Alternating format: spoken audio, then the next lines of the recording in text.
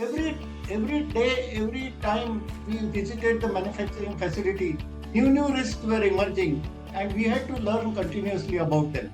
So this is the major change. For example, two examples I would like to quote. One is cyber security, which is a very prominent risk now, even in manufacturing areas. And second, very important risk is climate change.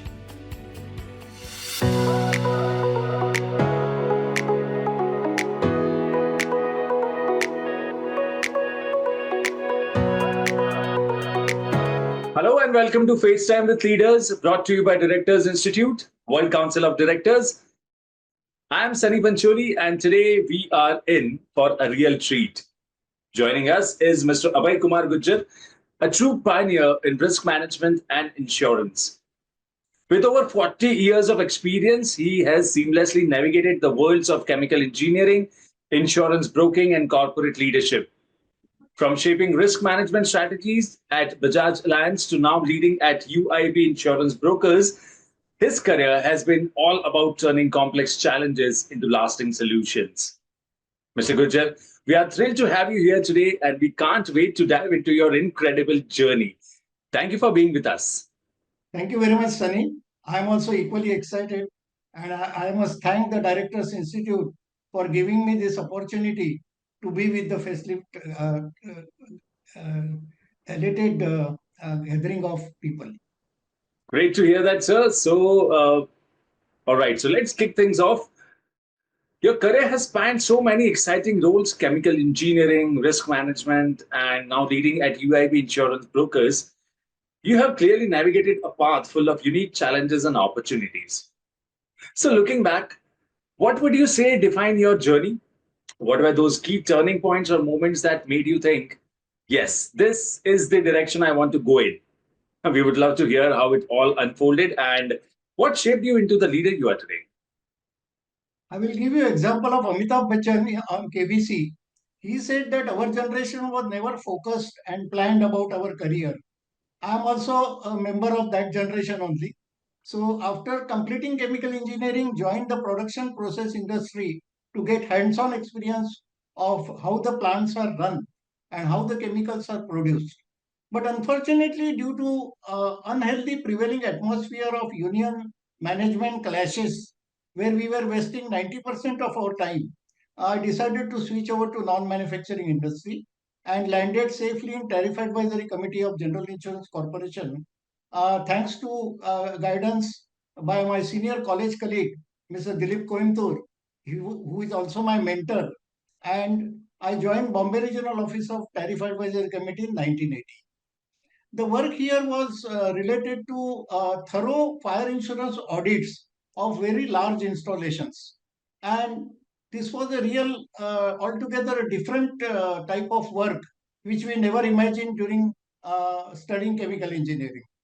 Thereafter, I was transferred and promoted at head office of Tariff Advisory Committee, where I was inducted in engineering insurance department. Here, there was a different range of products like machinery breakdown, electronic equipment insurance, boiler pressure plant vessel, etc. And also the fascinating part was project insurance. This gave us exposure on project risk management, project insurance management, project finance management, and all the aspects of how a project is executed. And that gave us added dimension of fire property insurance plus engineering insurance. Lastly, for 1 year, I was appointed at Ahmedabad to take care of the state level operations of Tariff Advisory Committee, controlling Gujarat state and Madhya Pradesh state. This was also a very unique experience. Thereafter, I joined again Mr.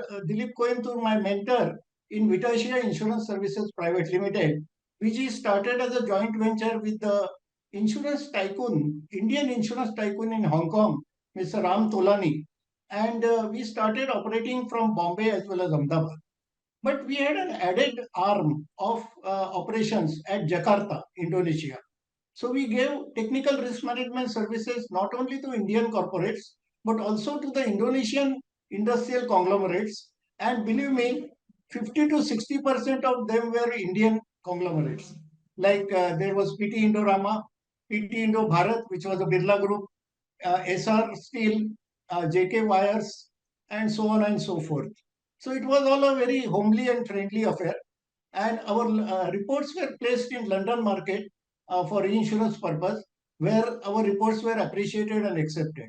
So that gave us a confidence that Indian risk engineers can work at international level also. Thereafter, I was invited to join Bajaj Allianz General Insurance Company as head of the risk management department, thanks to my another mentor, Mr. R. Balakrishnan. And there I worked for 16 years with a team of 25 to 30 risk engineers pan India. And we supported our marketing functions, claim functions, and underwriting functions. Unfortunately, after 16 and a half years, I was told by HR department that you have to retire now. So unwillingly, I came out, had a short stint with Insurance Institute of India as a visiting as a full-time faculty, and then I am with now UIB Insurance Broking as technical head. Here also, my ex-Bajaj colleague, Mrs. Anamika, connected me with the country manager, Mr. A.V. Singh of UIB, who was also ex-Bajaj Allianz, and that is why I am here for last 9 years. So this is the, in brief, my journey, but there was nothing planned. I took it as it came, and it happened very naturally. What an incredible journey, Mr. Abhay. Thank It's you. clear that those defining moments shaped not only your career but also your approach to leadership. And it's inspiring to hear how you navigated through those challenges. Thank you. So, continuing our conversation, Mr. Abhay, your contributions to the field of risk management have been remarkable, not just in your career but also through your published work like the paper on Hapzop and Hazan. True. I'm curious. Really, I'm Well, really it was a very exciting story. Hapzop and Hazan textbook was published by Institute of Chemical Engineers UK. And when I read the copy, I felt that there is a need of cautionary areas before applying or familiarizing with this technique. So, in the nights, I used to scribble down my thoughts. And once all the thoughts were gathered, I typed them and mailed. That during those days, emails were not there. So, I literally posted it to Professor Trevor Clay, the author of the book. And after a month, I got a letter from him saying that your article is wonderful. I have given it to Journal of Loss Prevention UK for its publication. You will get a complimentary copy of the magazine soon. And he not only stopped there, he included it in the fourth edition of the textbook as an annexure. This was really a feather in the cap of Indian chemical engineer, and the purpose of sharing my thoughts in the wider level, at the world level rather, global level, was served because of its inclusion in Journal of Loss Prevention UK as well as in the textbook of Hapzop and Hazan. so this increases my curiosity multifold. Let me ask you, what drove you to share these insights with the wider community, especially in a time when the industry was evolving so rapidly? And looking back, how have you seen risk management practices evolve from the early days of your career to where we are now?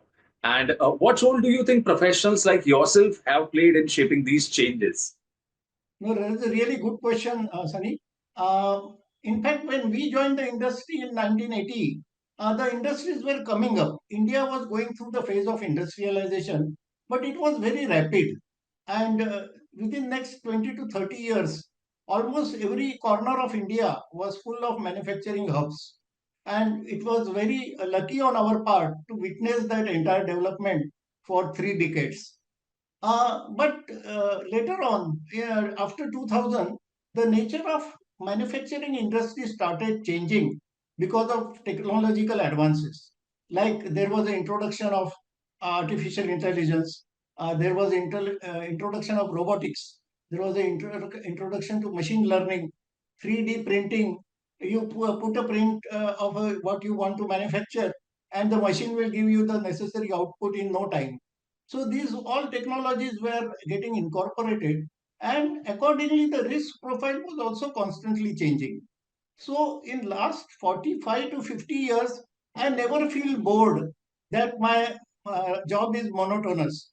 Every every day, every time we visited the manufacturing facility, new risks were emerging, and we had to learn continuously about them. So this is the major change. For example, two examples I would like to quote. One is cyber security, which is a very prominent risk now, even in manufacturing areas.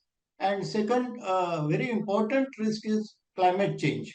So these two were not prevailing when we joined the industry. So we have to update accordingly to face these risks.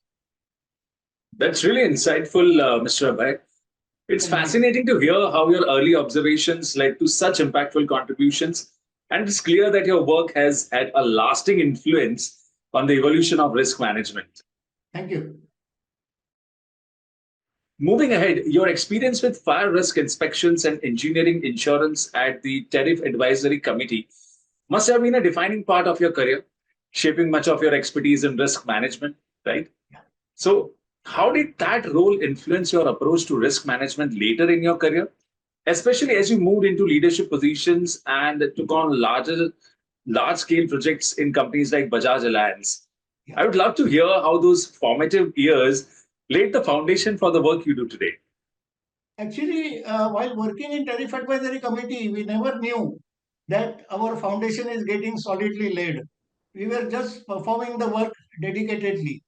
But when we decided to come out of the protected environment of government job of Tariff Advisory Committee, we did not face any adversaries.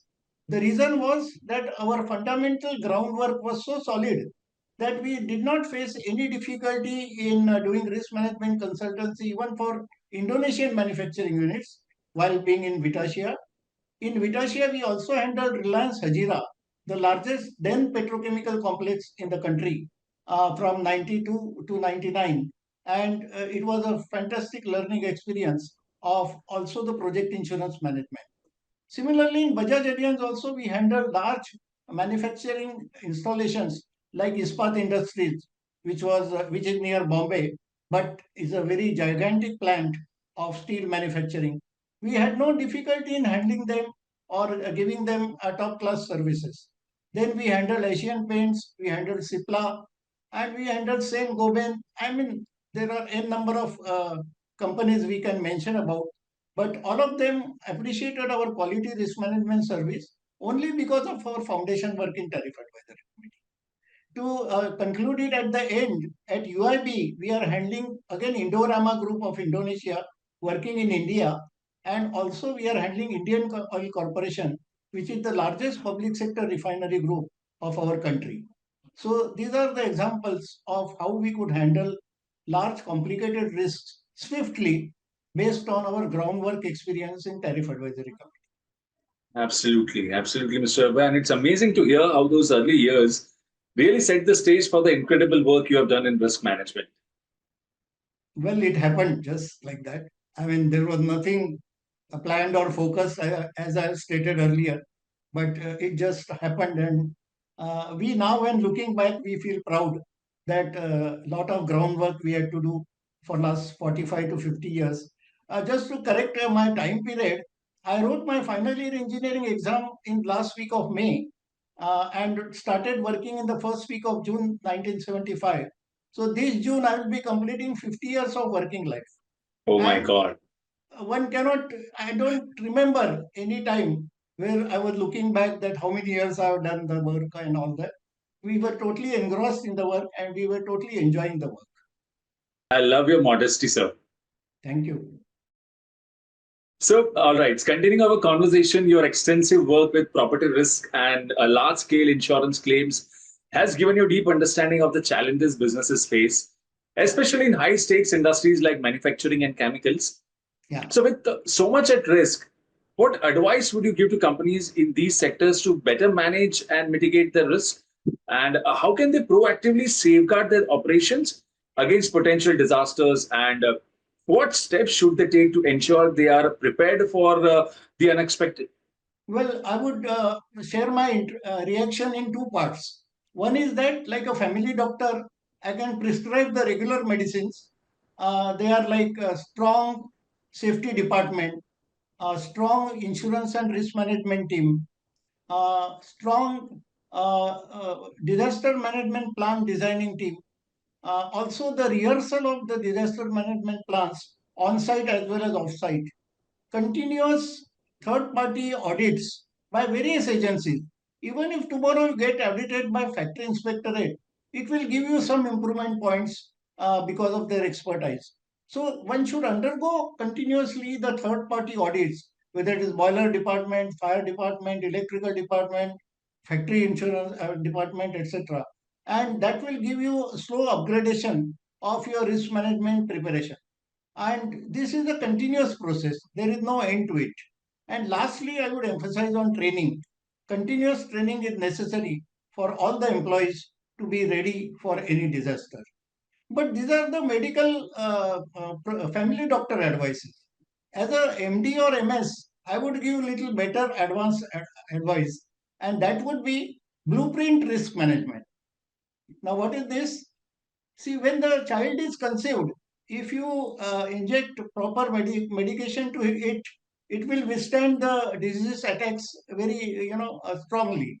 Similarly, when a project is conceived, if you include all the risk management features at the blueprint stage, your life is much easy. And I'm not telling this theoretically.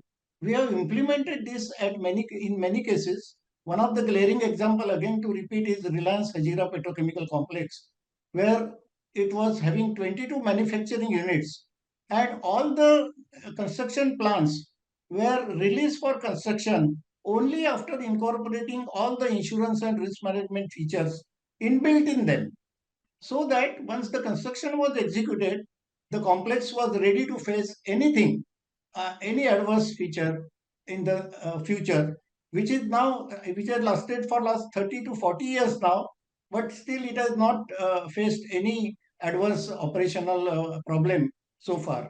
So this is how I would recommend the large industrial conglomerates to imbibe a culture of blueprint risk management. That will greatly help you. And cost is nothing. Actually, there is no cost. So it is a lifetime inbuilt feature giving you mental peace. That's such practical and insightful advice, Mr. Abhay. Thank you. It's clear that having the right safeguards in place can really make a difference in mitigating risk, especially Yeah. in industries with so much at stake. Yeah. So it is and I've seen some of the compliant industries in such a way that they have literally faced no disaster for last 30, 40 years. Touch wood or touch God, whatever you may say. But it has happened practically. And you feel very satisfied when you see such operations which are hassle free. Absolutely, absolutely. Okay, so moving ahead, you have had such an accomplished career in risk management and insurance. And as you look ahead, I'm sure there are even greater milestones you are aiming for. So, what are some of your future aspirations, particularly in terms of leadership roles? Do you see Well, yourself? okay, good question again. But Sunny, the point is that now I'm 72, so aspiration period left is very less. Even if we become members on the board of directors, upper age limit is 75. That is apart. But I have two aspirations.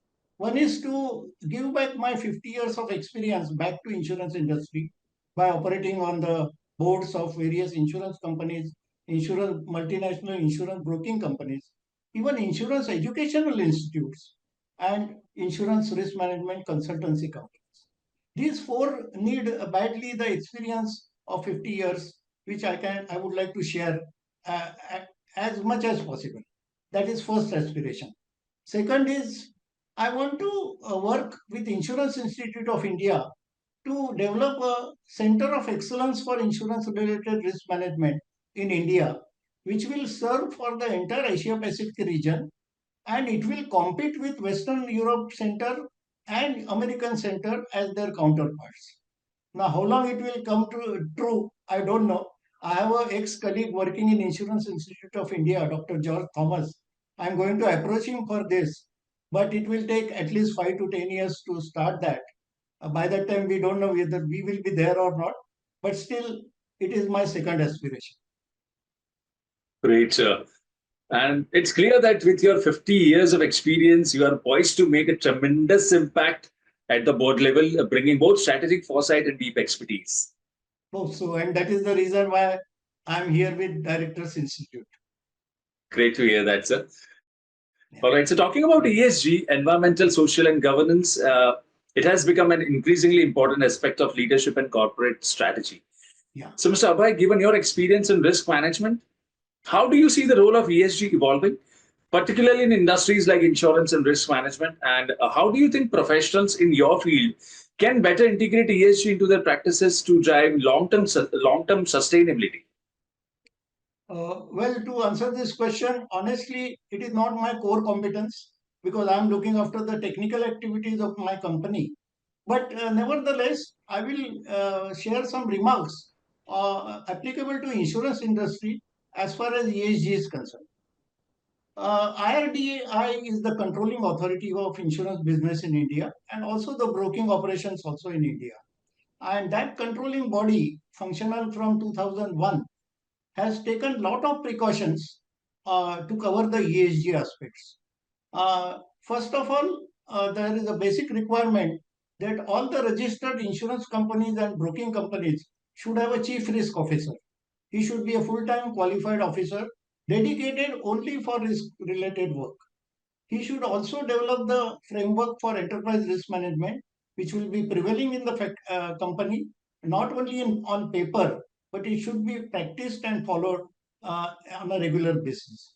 These two things are strictly monitored by IRDAI, and corrective actions are also suggested in case some companies are neglecting these aspects. So there is a good control over them. That is the first part. Second part, if we break the term ESG, the first E word comes for environment. Now, what is the problem for environment? Insurance industry is facing a challenge of climate risk.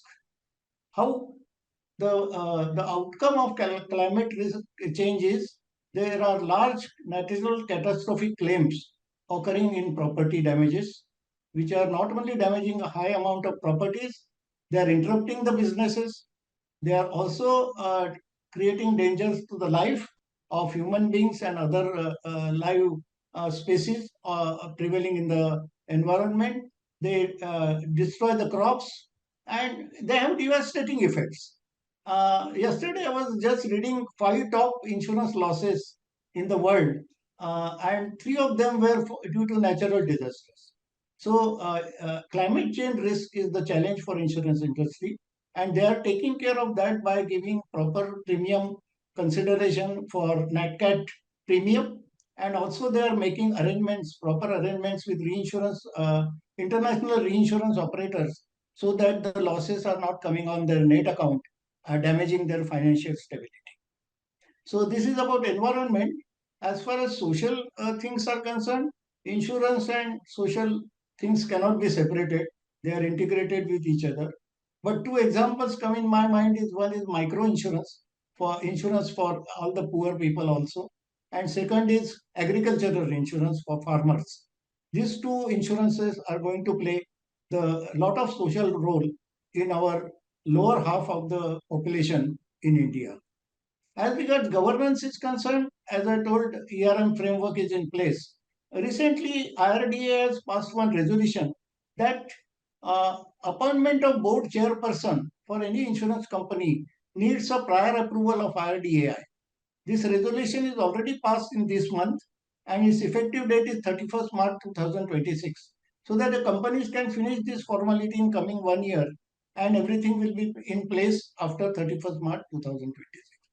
So these are the few aspects of ESG which come in my mind from as an insurance industry representative. And before we conclude this topic, I would like to make few more remarks. One is that we look forward for ESG companies, ESG compliant companies, because they get better insurance rating. And similarly, companies also look for ESG compliant insurance companies. So it is both ways, and that gets a favorable consideration.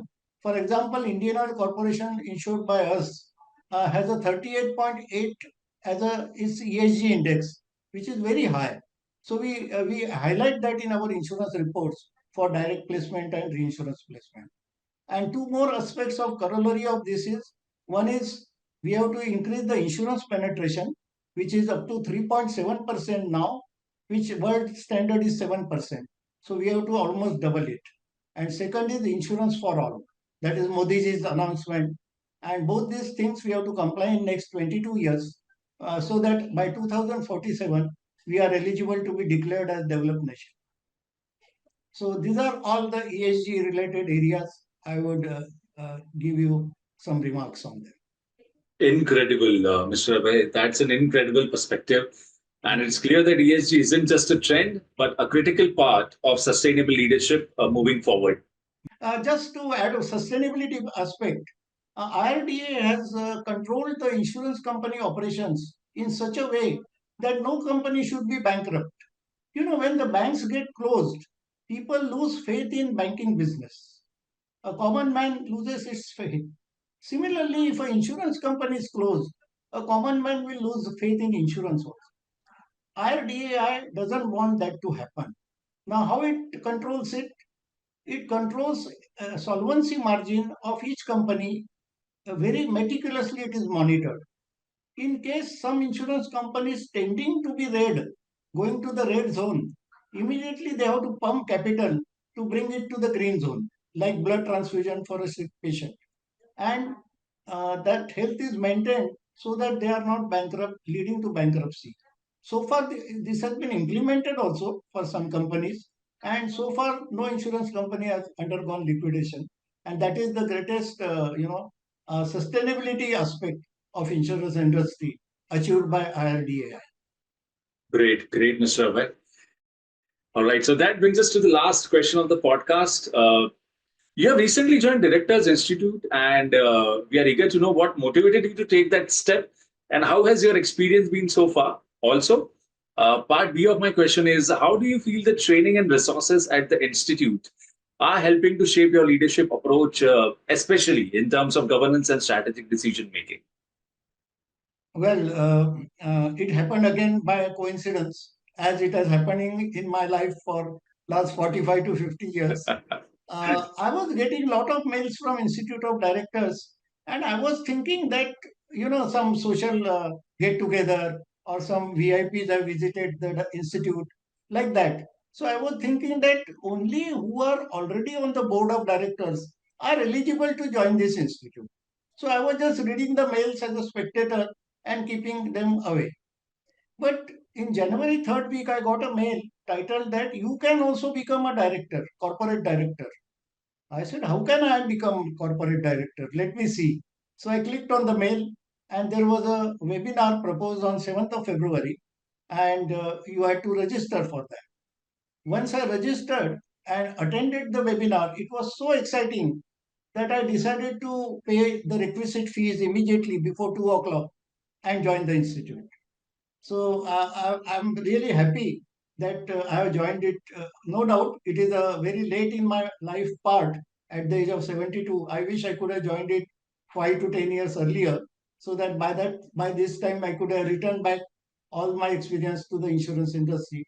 But good things, it is never too late for them. So I'm now really in a good framework of learning.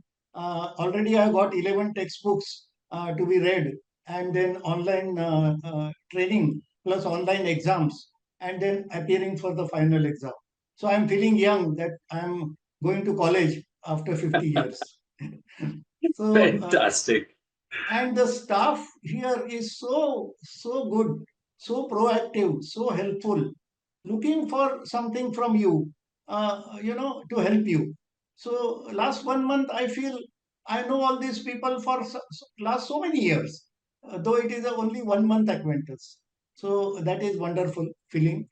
As regards training in Directors Institute is concerned, I'm not a proper person to comment on that because I myself have not worked on any company boards. But I'm sure that as the more and more people take this course, there is going to be a revision, updating, and bringing it at further international scale so that our directors' manpower supply to the global operations becomes very, very effective. Wonderful, wonderful, Mr. Abhay. It's clear that your experience with Directors Institute is already shaping your approach to leadership and governance. Very, very true. And I'm already in college mood. Feeling young and energetic. Yeah. Of course, my wife is not happy. I love your sense of humor, sir. That's the only thing by which you can reduce your stresses. Absolutely. Rightly said. Rightly said. And you are an institute in yourself, sir. Truly. Thank you. So, this has been such an enlightening conversation, Mr. Abhay. Your journey through the world of risk management and insurance and your approach to leadership really shows how much can be achieved with the right mindset and expertise. So, thank you so much for sharing your wisdom and insights with us today. Thank you, Sunny. Thank you, Gansham. And I also wholeheartedly thank the Institute of Directors for making me a part of their family. And I look forward to contribute to the Institute like my family. Thank you very much. Thank you once again for joining in. To our lovely audiences, wonderful audience, we hope you enjoyed this as much as we did.